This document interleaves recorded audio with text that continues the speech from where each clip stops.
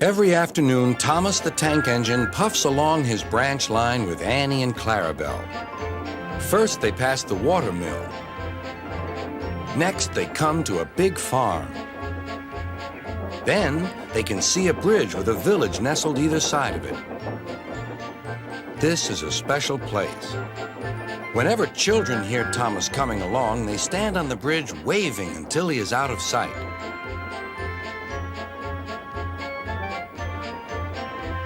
One day, Thomas was running late. He had stopped at the signal before the bridge to talk to some new children.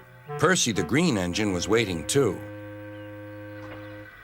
"Hurry up, Thomas," called Percy when the signal dropped. "If you're late, Sir Topham Hatt may get a new engine to replace you." He would never do that, thought Thomas, but he was worried. Next day, Thomas hurried along the line. Just ahead was the goods yard. There, on the platform, was an inspector waving a red flag. Next, Thomas saw some children. They were waving too. Something must be wrong, thought Thomas. This station is for goods, not passengers. "Help, Thomas, help! We're glad to see you," called the children. "Please, will you take us home?" The station master explained to Thomas's driver that the school bus had broken down and all the parents would be worried if the children were late. Thomas waited as the children walked down from the bridge.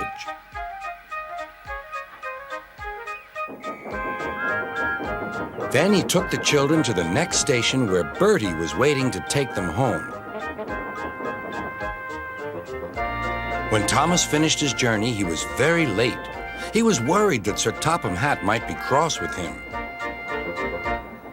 "I warned Thomas," puffed Percy to James. "He's been late one time too many. He'll be in trouble now."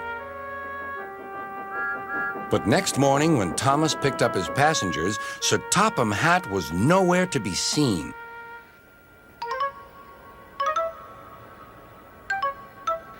"Thank goodness," sighed Thomas.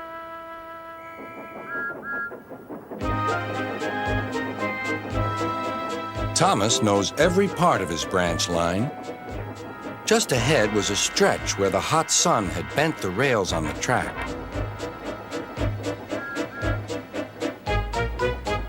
"Careful, Thomas," called his driver, but it was too late.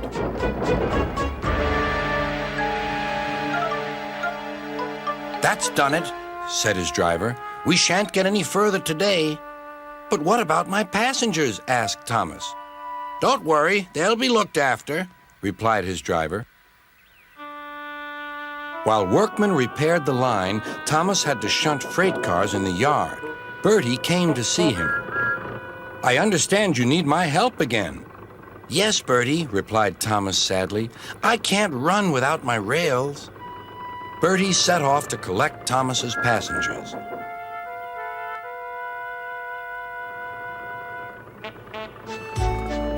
"Hello, Bertie," they said. "We're glad you're here." Bertie drove along the road that runs by the railway. He stopped at each station along the line. Sometimes he stopped between stations to let people off closer to their homes. Thomas felt miserable.